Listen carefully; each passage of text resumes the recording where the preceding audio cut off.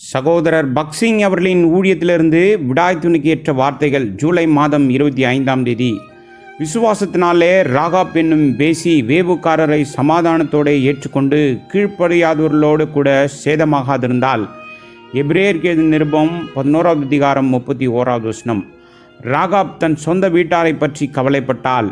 அவள் வேவுக்காரரிடம் தன் தகப்பன் வீட்டாருக்கு இரக்கம் காட்டும்படியாக அவர்களை உயிரோடு காப்பாற்றும் உண்மையான அடையாளத்தை கொடுக்கும்படியாக வேண்டினாள். யோசுவாவின் புஸ்தகம் 2வது அதிகாரம் 11 மற்றும் 12வது வசனங்கள்.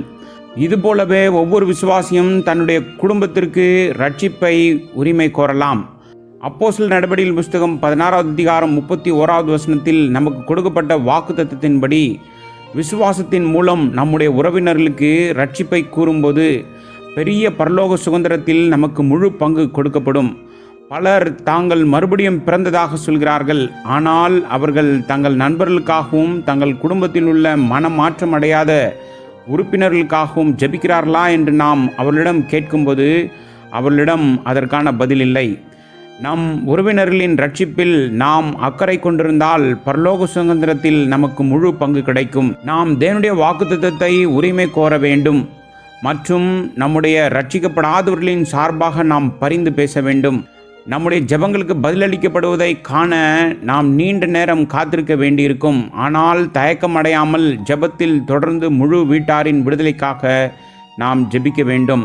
பின்பு ராகாப் அந்த சிவப்பு நிற நூலை ஜன்னலில் கட்டினால். விசுவாசத்தினால் இரத்தம் தெளிக்கப்பட்டதை இது காண்பிக்கிறது. எகிப்தில் எப்படி அவர்கள் சங்கார தூதனிடமிருந்து விடுவிக்கப்பட்டார்கள் என்பதை அந்த வேவுக்காரர்கள் அவளிடம் சொல்லியிருக்கலாம். அவள் தன் வீட்டாரை கூட்டி சேர்த்து விசுவாசத்தால் சிவப்பு நூலை கட்டினாள். அவள் அனைவரையும் இரத்தத்தின் கீழ் கொண்டு வந்தாள். இதனால் அவளும் அவளுடைய குடும்பமும் வரவிருக்கும் தீர்ப்பிலிருந்து விடுவிக்கப்பட்டார்கள். யோசுவாவும் இஸ்ரவேல் புத்திரரும் இன்னும் வெகு தொலைவில் இருந்த போதிலும் அவள் நேரத்தை வீணாக்காமல் இதை உடனடியாக செய்தாள். எரிகோ மிகவும் உயர்ந்த கனமான மதில் கொண்ட ஒரு பலமான நகரம் என்பதையும் இஸ்ரவேல் புத்திரருக்கு எதிராக யுத்தம் செய்ய அந்த நகரத்தில் பல வலிமை மிக்க மனிதர்கள் இருப்பதையும் அவள் அறிந்திருந்தும் அவளுடைய விசுவாசம் இன்னும் உறுதியாயிருந்தது. அவள் இஸ்ரவேலின் பெரிய வெற்றியை விசுவாசித்தாள். அவர் ஜீவனுள்ள தேவன். அதனால்தான் சிறிதும் தாமதிக்காமல் சிவப்பு நூல் கயிறை கட்டினாள். விசுவாசத்தின் மூலமும் எளிய விசுவாசத்தின் மூலமும் மட்டுமே நாம் ரட்சிப்பை உரிமை கோர முடியும். இதனால் நாம் பரலோக சுதந்திரத்தை பெற ஆயத்தமாக இருக்கின்றோம்.